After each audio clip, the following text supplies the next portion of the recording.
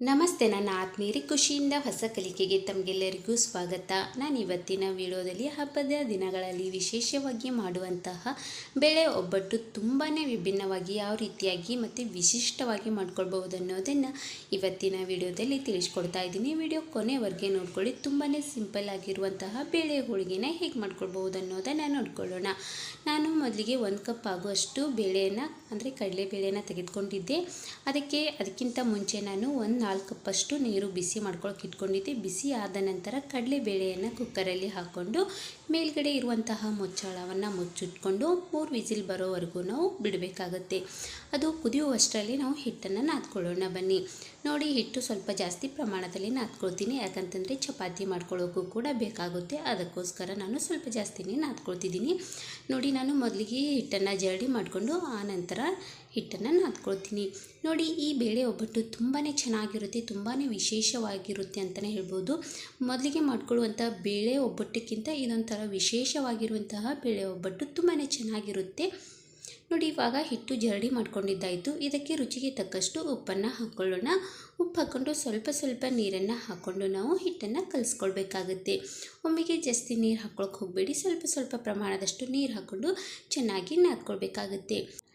ನೋಡಿ, ಬೇಳೆ ಒಬ್ಬಟ್ಟು ಮಾಡ್ಕೊಳ್ಳುವಾಗ ನಾನು ಗೋಧಿ ಹಿಟ್ಟನ್ನು ಮಾತ್ರ ಉಪಯೋಗಿಸ್ಕೊಳ್ತಾ ಇದ್ದೀನಿ. ನಾನು ಮೈದಾ ಹಿಟ್ಟೇನು ಹಾಕ್ಕೊಂಡಿಲ್ಲ, ಹಾಗೆ ಗೋಧಿ ಹಿಟ್ಟಿನಿಂದನೇ ಒಬ್ಬಟ್ಟು ಮಾಡ್ಕೊಳ್ತಾ ಇದ್ದೀನಿ. ಮೈದಾ ಹಿಟ್ಟು ಹಾಕ್ಕೊಳಕ್ಕೆ ಹೋಗಬೇಡಿ, ಅಷ್ಟೊಂದು ಟೇಸ್ಟ್ ಇರೋದಿಲ್ಲ ಒಬ್ಬಟ್ಟು. ಗೋಧಿ ಹಿಟ್ಟಿನಿಂದ ಮಾತ್ರ ಟೇಸ್ಟ್ ತುಂಬಾ ಚೆನ್ನಾಗಿರುತ್ತೆ. ನೋಡಿ, ಇವಾಗ ನಾನು ನಾದ್ಕೊಂಡಿದ್ದಾಯಿತು. ಸ್ವಲ್ಪ ತೆಳ್ಳಗೆ, ಅಂದರೆ ಅತಿ ತೆಳ್ಳಗಿನೂ ಬೇಡ, ಅತಿ ಗಟ್ಟಿಯಾಗಿನೂ ಬೇಡ. ಹೂರಣನ ನೋಡಿಕೊಂಡು ಮತ್ತೆ ನಾವು ನೀರು ಹಾಕಿ ಕಲಿಸ್ಕೊಳ್ಳೋಣ. ಮೊದಲಿಗೆ ಒಂದು ಸ್ವಲ್ಪದಷ್ಟು ಕಲಿಸ್ಕೊಂಡು ಮೇಲ್ಗಡೆ ನೀರನ್ನು ಹಚ್ಕೊಂಡು ಒಂದು 15 ನಿಮಿಷಗಳವರೆಗೆ ನಾವು ರೆಸ್ಟ್ ಮಾಡಲು ಇಟ್ಕೊಳ್ಬೇಕಾಗುತ್ತೆ. ಹಿಟ್ಟು ಚೆನ್ನಾಗಿ ನೆನಿಬೇಕು, ಆವಾಗ ಹೋಳಿಗೆ ಸ್ವಲ್ಪನೂ ಕೂಡ ಹರಿಯೋದಿಲ್ಲ, ತುಂಬಾ ಚೆನ್ನಾಗಿ ಬರುತ್ತೆ. ಹಿಟ್ಟು ಎಷ್ಟು ನೆನೆಯುತ್ತೋ ಅಷ್ಟು ಸೂಪರಾಗಿ ಹೋಳಿಗೆ ಮತ್ತು ಚಪಾತಿ ಬರುತ್ತೆ ಅಂತಲೇ ಹೇಳ್ಬೋದು. ನೆನೆಸಿಟ್ಕೊಳ್ಳೋದು ತುಂಬಾ ಇಂಪಾರ್ಟೆಂಟ್ ಆಗಿರುತ್ತೆ. ಮೇಲ್ಗಡೆ ನೀರನ್ನು ಹಚ್ಕೊಂಡು ಇವಾಗ ನಾನು ಹಿಟ್ಟು ನೆನೆಸ್ಕೊಳ್ಳೋಕೆ ಇಟ್ಕೊಳ್ತೀನಿ. ಈ ಹಿಟ್ಟು ನೆನೆಯುವಷ್ಟರಲ್ಲಿ ನಾವು ಬೇಳೆ ಕುದ್ದಿದೆ ಇಲ್ವಾ ಅಂತ ಒಂದ್ಸಲ ಚೆಕ್ ಮಾಡ್ಕೊಳ್ಳೋಣ ಬನ್ನಿ. 3 ವಿಸಿಲ್ ಬಂದಿತ್ತು. ನಾನು ಗ್ಯಾಸನ್ನು ಆಫ್ ಮಾಡಿಕೊಂಡು ಮೇಲ್ಗಡೆ ಇರುವಂಥ ಮುಚ್ಚಳವನ್ನು ತೆಗೆದು ನೋಡ್ಕೊಂಡಿದ್ದೆ. ತುಂಬಾ ಚೆನ್ನಾಗಿ ಬೇಳೆ ಕುದ್ದಿತ್ತು. ಇವಾಗ ಒಂದು ಜಾಣಿಗೆಯನ್ನು ತೆಗೆದುಕೊಂಡು ಅದರ ಮೇಲ್ಗಡೆ ನಾನು ಕುದಿಸ್ಕೊಂಡಿರುವಂತಹ ಬೇಳೆಯನ್ನು ಹಾಕೋತಾ ಇದ್ದೀನಿ. ಅಂದರೆ ನೀರು ಕೆಳಗಡೆ ಹೋಗುತ್ತೆ, ಮೇಲ್ಗಡೆ ಬೇಳೆ ಮಾತ್ರ ಉಳಿದೋಗುತ್ತೆ. ನೋಡಿ, ಸ್ವಲ್ಪನೂ ಕೂಡ ನೀರು ಇರಬಾರ್ದು. ಈ ರೀತಿ ಸ್ಪೂನಿನ ಸಹಾಯದಿಂದ ಸ್ವಲ್ಪ ಚೆನ್ನಾಗಿ ಕೈ ಆಡಿಸ್ಕೊಳ್ಳಿ, ಅಂದರೆ ನೀರು ಇನ್ನೂ ಉಳಿದಿತ್ತು ಅಂತಂದರೆ ಕೆಳಗಡೆ ಹೋಗಲಿ. ನೋಡಿ, ಈ ರೀತಿಯಾಗಿ ಬಡ್ಕೊಂಡು ಬಿಡೋಣ, ಯಾಕಂತಂದರೆ ನೀರು ಸ್ವಲ್ಪನೂ ಕೂಡ ಉಳಿಬಾರ್ದು, ಆವಾಗ ಹೂರಣನೂ ತುಂಬ ಚೆನ್ನಾಗಿ ಬರುತ್ತೆ. ಈ ನೀರನ್ನು ವೇಸ್ಟ್ ಮಾಡ್ಕೊಳಕ್ಕೆ ಹೋಗಬೇಡಿ, ಇದರಿಂದ ನಾವು ಸಾಂಬಾರನ್ನು ಕೂಡ ಮಾಡ್ಕೊಳ್ಬಹುದು. ಅದೇ ಕುಕ್ಕರ್ಗೆ ನಾನು ನೀರನ್ನು ಸಪ್ರೇಟ್ ಮಾಡ್ಕೊಂಡಿರುವಂತಹ ಬೇಳೆಯನ್ನು ಹಾಕ್ಕೊಂಡಿದ್ದೀನಿ. ನೋಡಿ, ನಾನು ಬೆಲ್ಲ ಯಾವ ರೀತಿಯಾಗಿ ಹಾಕ್ಕೊಳ್ತಿದ್ದೀನಿ ಅಂತಂದರೆ, ಬೇಳೆ ಇದೇ ಕಪ್ಪಿನಿಂದ 1 ಕಪ್ ಆಗುವಷ್ಟು ಬೇಳೆನ ತೆಗೆದುಕೊಂಡಿದ್ದೆ. ಇವಾಗ ಅದೇ ಕಪ್ಪಿನಿಂದ 1 ಕಪ್ ಆಗುವಷ್ಟು ಬೆಲ್ಲನ ಹಾಕ್ಕೊಳ್ತಾ ಇದ್ದೀನಿ. ನೋಡಿ, ರುಚಿ ಸ್ವಲ್ಪ ಕಮ್ಮಿ ತಿಂತೀರಾ ಅಂತಂದರೆ 1 ಕಪ್ ಆಗುವಷ್ಟು ಹಾಕಿದ್ರೆ ಸಾಕಾಗುತ್ತೆ. ಕೆಲವೊಬ್ಬರು ರುಚಿ ಜಾಸ್ತಿ ತಿಂತೀರಲ್ವ, ಅದಕ್ಕೋಸ್ಕರ ನಾನು ಇನ್ನೂ 1-2 ಸ್ಪೂನ್ ಆಗುವಷ್ಟು ಬೆಲ್ಲನ ಹಾಕ್ಕೊಂಡಿದ್ದೀನಿ. ನಮ್ಮ ಮನೆಯಲ್ಲಿ ಸ್ವಲ್ಪ ಪ್ರಮಾಣದಷ್ಟು ರುಚಿ ತಿಂತಾರೆ, ಅದಕ್ಕೋಸ್ಕರ ನಾನು ಮೇಲ್ಗಡೆ ಮತ್ತೆ 1-2 ಸ್ಪೂನ್ ಆಗುವಷ್ಟು ಬೆಲ್ಲವನ್ನು ಹಾಕ್ಕೊಂಡು ಕುದಿಸ್ಕೊಳ್ಳೋಕೆ ಇಟ್ಕೊಂಡಿದ್ದೀನಿ. ನೋಡಿ, ಬೇಳೆ ಮತ್ತು ಬೆಲ್ಲ ಚೆನ್ನಾಗಿ ಕುದಿಬೇಕು, ಆವಾಗ ಹೂರಣನೂ ಕೂಡ ತುಂಬ ಚೆನ್ನಾಗಿ ಬರುತ್ತೆ.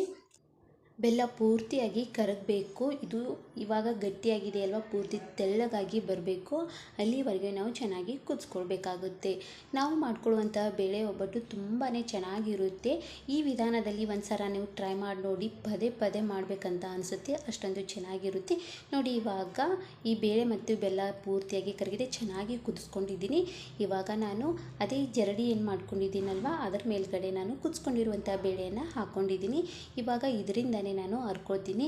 ನಾನು ಮಿಕ್ಸಿಗೇನು ಹಾಕ್ಕೊಳ್ಳೋಕೆ ಹೋಗೋದಿಲ್ಲ, ಈ ಚಾಣಿಗೆಯಲ್ಲೇ ನಾನು ರುಬ್ಕೊಳ್ತೀನಿ. ನೋಡಿ, ಈ ರೀತಿಯಾಗಿ ಒಂದು ಚರಿಗೆಯನ್ನು ತೆಗೆದುಕೊಂಡು ಈ ರೀತಿಯಾಗಿ ಪ್ರೆಸ್ ಮಾಡ್ಕೊಳ್ತಾ ಹೋದ್ರಿ ಅಂತಂದರೆ ಹೂರಣ ಚೆನ್ನಾಗಿ ರೆಡಿಯಾಗಿ ಬರುತ್ತೆ.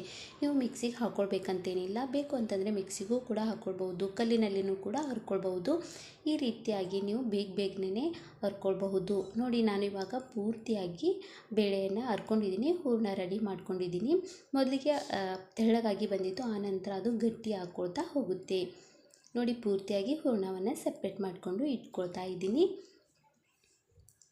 ನೋಡಿ, ಸೂಪರಾಗಿ ಹೂರಣ ಅಂತೂ ರೆಡಿ ಮಾಡ್ಕೊಂಡಿದ್ದಾಯಿತು. ಈ ಹೂರಣಕ್ಕೆ ನಾನು ತುರಿದಿಟ್ಕೊಂಡಿರುವಂತಹ ಕೊಬ್ಬರಿನ ಹಾಕ್ಕೊಳ್ತಾ ಇದ್ದೀನಿ. ಕೊಬ್ಬರಿ ಹಾಕೋದ್ರಿಂದ ಈ ಬೇಳೆ ಒಬ್ಬಟ್ಟು ತುಂಬಾ ಸ್ವಾದ ಕೊಡುತ್ತೆ ಅಂತಲೇ ಹೇಳ್ಬೋದು. ಆನಂತರ ಒಂದೆರಡು ಏಲಕ್ಕಿನ ಕುಟ್ಕೊಂಡಿದ್ದೆ, ಅದನ್ನು ಕೂಡ ಹಾಕ್ಕೊಂಡು ಚೆನ್ನಾಗಿ ಮಿಕ್ಸ್ ಮಾಡ್ಕೊಳ್ತಾ ಇದ್ದೀನಿ. ಏಲಕ್ಕಿ ಮತ್ತು ಕೊಬ್ಬರಿಯನ್ನು ಬೇಳೆ ಒಬ್ಬಟ್ಟಿಗೆ ಹಾಕಿ ನೋಡಿ, ಅದರ ಟೇಸ್ಟೇ ಸೂಪರಾಗಿರುತ್ತೆ. ಒಂದು ನೆಕ್ಸ್ಟ್ ಲೆವೆಲ್ ಆಗಿಯೇ ಇರುತ್ತೆ ಅಂತಲೇ ಹೇಳ್ಬೋದು. ಈ ಬೇಳೆ ಒಬ್ಬಟ್ಟಿಗಂತೂ ಈ ಕೊಬ್ಬರಿ ತುರಿ ಹಾಕೋದ್ರಿಂದ ತುಂಬಾ ಟೇಸ್ಟಿಯಾಗಿರುತ್ತೆ. ಕಂಪಲ್ಸರಿಯಾಗಿ ಒಂದ್ಸಲನಾದರೂ ಕೊಬ್ಬರಿ ತುರಿ ಹಾಕ್ಕೊಂಡು ಬೇಳೆ ಒಬ್ಬಟ್ಟನ್ನ ಮಾಡ್ಕೊಂಡು ನೋಡಿ, ತುಂಬಾ ಚೆನ್ನಾಗಿರುತ್ತೆ ಅಂತಲೇ ಹೇಳ್ಬೋದು. ನೋಡಿ ಇವಾಗ ಹೂರಣ ಎಷ್ಟು ಚೆನ್ನಾಗಿ ಗಟ್ಟಿಯಾಗಿ ಸೂಪರಾಗಿ ಬಂದಿದೆ. ನೋಡಿ ಇವಾಗ ಹೂರಣ ಯಾವ ರೀತಿಯಾಗಿರುತ್ತೋ ಆ ರೀತಿಯಾಗಿ ನಾವು ಹಿಟ್ಟು ಕೂಡ ರೆಡಿ ಮಾಡ್ಕೊಳ್ಬೇಕಾಗುತ್ತೆ. ಇನ್ನೊಂದು ಟಿಪ್ಸ್ ಹೇಳ್ತೀನಿ ಕೇಳ್ಕೊಳ್ಳಿ. ಹೂರಣ ತೆಳ್ಳಗೆ ಆಗಿತ್ತು ಅಂತಂದರೆ ಒಂದು ಸ್ವಲ್ಪ ಹೊತ್ತು ಫ್ಯಾನ್ ಗಾಳಿಯಲ್ಲಿ ಇಟ್ಕೊಂಡು ನೋಡಿ, ಹೂರಣ ತಂತಾನೆ ಗಟ್ಟಿಯಾಗಿರುತ್ತೆ. ಹಾಗೆ ನಾನು ಮುಂಚಿತವಾಗಿ ಹಿಟ್ಟನ್ನು ಕಲಿಸ್ಕೊಂಡು ನೆನೆಸ್ಕೊಳ್ಳೋಕ್ಕೆ ಇಟ್ಕೊಂಡಿದ್ದೆ. ಇವಾಗ ಅದನ್ನು ಕೂಡ ಮಿದ್ಕೊಳ್ತಾ ಇದ್ದೀನಿ. ಹೂರಣ ಯಾವ ರೀತಿಯಾಗಿರುತ್ತೋ ಹಿಟ್ಟನ್ನು ಕೂಡ ಅದೇ ಹದದಲ್ಲಿ ನಾವು ಮಾಡ್ಕೊಳ್ಬೇಕಾಗತ್ತೆ. ಮತ್ತು ಒಂದು ಸ್ವಲ್ಪದಷ್ಟು ನೀರು ಹಚ್ಕೊಂಡು ಚೆನ್ನಾಗಿ ಮಿದ್ಕೊಳ್ತಿದ್ದೀನಿ. ನೋಡಿ ನೀವು ಹಿಟ್ಟು ಕಲಿಸ್ಕೊಂಡ ನಂತರ ಹಿಟ್ಟು ಮಿದ್ಕೊಳ್ಳೋದು ತುಂಬ ಇಂಪಾರ್ಟೆಂಟ್ ಆಗಿರುತ್ತೆ. ತುಂಬಾ ಚೆನ್ನಾಗಿ ಬರುತ್ತೆ ಹೋಳಿಗೆನೂ ಕೂಡ. ಎಷ್ಟು ಚೆನ್ನಾಗಿ ಮಿದ್ಕೊಳ್ತೀವೋ ಅಷ್ಟೇ ಸೂಪರಾಗಿ ಹಿಟ್ಟು ಮೆತ್ತಗಾಗಿ ಬರುತ್ತೆ ಮತ್ತು ಹೋಳಿಗೆನೂ ಕೂಡ ತುಂಬ ಚೆನ್ನಾಗಿ ಬರುತ್ತೆ ಅಂತಲೇ ಹೇಳ್ಬೋದು. ನಾನು ಸ್ವಲ್ಪ ನೀರು ಹಚ್ಕೊಂಡು ಹಿಟ್ಟು ಚೆನ್ನಾಗಿ ಮಿದ್ಕೊಳ್ತಿದ್ದೀನಿ. ನೋಡಿ ಯಾವುದೇ ಹಬ್ಬ ಹರಿದಿನಗಳಲ್ಲಿ ಬೇಳೆ ಒಬ್ಬಟ್ಟು ಮಾಡೋದು ಎಲ್ಲರೂ ಸರ್ವೇ ಸಾಮಾನ್ಯ, ಆದರೆ ವಿಶೇಷವಾಗಿ ಮಾಡೋದು ಕೂಡ ತುಂಬಾ ಮುಖ್ಯವಾಗಿರುತ್ತೆ. ನಾನು ಇವತ್ತು ನಿಮಗೆ ಕೊಬ್ಬರಿಯನ್ನು ಹಾಕ್ಕೊಂಡು ಯಾವ ರೀತಿಯಾಗಿ ಬೇಳೆ ಒಬ್ಬಟ್ಟು ಮಾಡ್ಕೊಳ್ಬಹುದು ಅನ್ನೋದನ್ನು ತುಂಬ ಸಿಂಪಲ್ಲಾಗಿ ತಿಳಿಸ್ಕೊಡ್ತಿದ್ದೀನಿ. ನೋಡ್ಕೊಳ್ಳಿ, ನಿಮ್ಮ ಮನೆಯಲ್ಲೂ ಕೂಡ ಖಂಡಿತವಾಗ್ಲೂ ಟ್ರೈ ಮಾಡಿ. ನೋಡಿ ಹಿಟ್ಟು ಮಿದ್ಕೊಂಡಿದ್ದಾಯಿತು. ಒಂದು ಉಳ್ಳೆಯನ್ನು ತೆಗೆದುಕೊಂಡಿದ್ದೀನಿ. ಇಷ್ಟು ಉಳ್ಳೆ ಆದರೆ ಸಾಕು. ಹಾಗೆ ಈ ಕಡೆ ತವನ್ನು ಕೂಡ ಬಿಸಿ ಮಾಡ್ಕೊಳ್ಳೋಕ್ಕೆ ಇಟ್ಕೊಂಡು ಬಿಡೋಣ. ಒಂದು ಹೋಳಿಗೆ ಏನಿರುತ್ತಲ್ವ ಅದನ್ನು ತೆಗೆದುಕೊಂಡಿದ್ದೀನಿ. ಬೇಕಂತಂದರೆ ನೀವು ಹೋಳಿಗೆ ಸೀಟ್ ಏನಿರುತ್ತಲ್ವ ಅದರಿಂದನೂ ಕೂಡ ಮಾಡ್ಕೊಳ್ಬೋದು. ಒಂದು ನಿಂಬೆ ಹಣ್ಣಿನ ಗಾತ್ರದಷ್ಟು ಹಿಟ್ಟನ್ನು ತೆಗೆದುಕೊಂಡು ಈ ರೀತಿಯಾಗಿ ಲಟ್ಟಿಸ್ಕೊಳ್ತಾ ಇದ್ದೀನಿ. ಇದರ ಒಳಗಡೆ ನಾವು ಹೂರಣವನ್ನು ತುಂಬಿಕೊಳ್ಬೇಕಾಗುತ್ತೆ. ನೋಡಿ ಒಂದು ಸ್ವಲ್ಪನೂ ಕೂಡ ಹರಿಬಾರ್ದು, ಆ ರೀತಿಯಾಗಿ ತುಂಬ್ಕೊಳ್ಳೋದು ಕೂಡ ತುಂಬ ಇಂಪಾರ್ಟೆಂಟ್ ಆಗಿರುತ್ತೆ. ಈ ರೀತಿಯಾಗಿ ತುಂಬಿಕೊಂಡು ಮೇಲ್ಗಡೆ ಒಂದು ಸ್ವಲ್ಪದಷ್ಟು ಮಡ್ಚ್ಕೊಂಡು ಬಿಡಿ, ಅಂದರೆ ಹೂರಣನೂ ಕೂಡ ಹೊರಗೆ ಬರೋದಿಲ್ಲ. ಈ ರೀತಿಯಾಗಿ ರೌಂಡಾಗಿ ಮಾಡ್ಕೊಳ್ಳಿ. ಎಣ್ಣೆಯನ್ನು ತಗಡಿಗೆ ಹಚ್ಕೊಂಡು ಲಟ್ಟಿಸ್ಕೊಳ್ಳಿ. ನೋಡಿ ನಾವು ತುಂಬಿಕೊಂಡಿರುವಂತಹ ಭಾಗ ಕೆಳಗಡೆ ಮಾಡಿಕೊಂಡು ಆನಂತರ ನಾವು ಲಟ್ಟಿಸ್ಕೊಳ್ಬೇಕಾಗತ್ತೆ. ನೋಡಿ ಈ ಹೋಳಿಗೆ ಮಾಡ್ಕೊಳ್ಳೋದು ಕೂಡ ತುಂಬಾ ಸುಲಭ. ಬೇಗನೆ ನಾವು ಮಾಡ್ಕೊಳ್ಬಹುದು. ಹೋಳಿಗೆ ಯಾರಿಗೆ ಬರೋದಿಲ್ಲ ಅನ್ನೋರು ಕೂಡ ಮಾಡ್ಕೊಳ್ತಾರೆ. ಅಷ್ಟು ಸುಲಭವಾಗಿ ನಾವು ಹೋಳಿಗೆಯನ್ನು ಮಾಡ್ಕೊಳ್ಬಹುದು. ಈ ರೀತಿಯಾಗಿ ಲಟ್ಟಿಸ್ಕೊಂಡು, ಹಾಗೆ ತವಾನೂ ಕೂಡ ನಾನು ಮುಂಚಿತವಾಗಿಯೇ ಬಿಸಿ ಮಾಡ್ಕೊಳ್ಳೋಕ್ಕೆ ಇಟ್ಕೊಂಡಿದ್ದೆ. ತವಾ ತುಂಬ ಚೆನ್ನಾಗಿ ಬಿಸಿಯಾಗಿದೆ. ಇವಾಗ ಲಟ್ಟಿಸ್ಕೊಂಡಿರುವಂತಹ ಬೇಳೆ ಒಬ್ಬಟ್ಟನ್ನು ಹಾಕ್ಕೊಂಡು ಬಿಡೋಣ. ನೋಡಿ ಎರಡೂ ಕಡೆಯೂ ಕೂಡ ಚೆನ್ನಾಗಿ ಬೇಯಿಸ್ಕೊಂಡು ಬಿಟ್ರಿ ಅಂತಂದರೆ ಬಿಸಿಯಾಗಿರುವಂತಹ ಬೇಳೆ ಒಬ್ಬಟ್ಟು ರೆಡಿಯಾಗಿಬಿಡ್ತು. ನೋಡಿ ಯಾವುದೇ ಹಬ್ಬ ಹರಿದಿನಗಳಲ್ಲಿ ಮಾಡಿಕೊಳ್ಳುವಂತಹ ಬೇಳೆ ಒಬ್ಬಟ್ಟು ಸ್ವಲ್ಪ ವಿಶೇಷವಾಗಿ ವಿಭಿನ್ನವಾಗಿ ಮಾಡ್ಕೊಂಡ್ರಿ ಅಂತಂದರೆ ಎಲ್ಲರೂ ಕೂಡ ಇಷ್ಟಪಟ್ಟು ತಿಂತಾರಂತಲೇ ಹೇಳ್ಬೋದು. ಎರಡೂ ಕಡೆ ಚೆನ್ನಾಗಿ ಬೇಯಿಸ್ಕೊಂಡು ಇವಾಗ ಬಿಸಿಯಾಗಿರುವಂಥ ಹೋಳಿಗೆನ ತೆಗಿತಾ ಇದ್ದೀನಿ.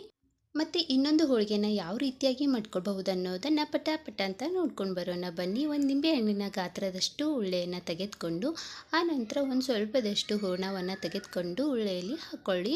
ಈ ರೀತಿಯಾಗಿ ಮಡ್ಚ್ಕೊಳ್ತಾ ಹೋಗಬೇಕಾಗುತ್ತೆ. ಹೂರಣ ಸ್ವಲ್ಪ ಜಾಸ್ತಿ ಆಯಿತು ಅಂತಂದರೆ ತೆಗೆದುಬಿಡಿ.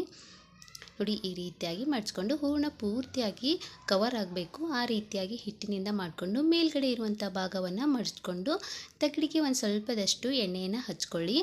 ಎಣ್ಣೆ ಹಚ್ಕೊಂಡ ನಂತರ ನೀವು ಲಟ್ಟಿಸ್ಕೊಂಡು ಬಿಡಿ. ನೀವು ಬೇಕಾದಷ್ಟು ಅಗಲವಾಗಿಯೂ ಕೂಡ ಲಟ್ಟಿಸ್ಕೊಳ್ಬಹುದು.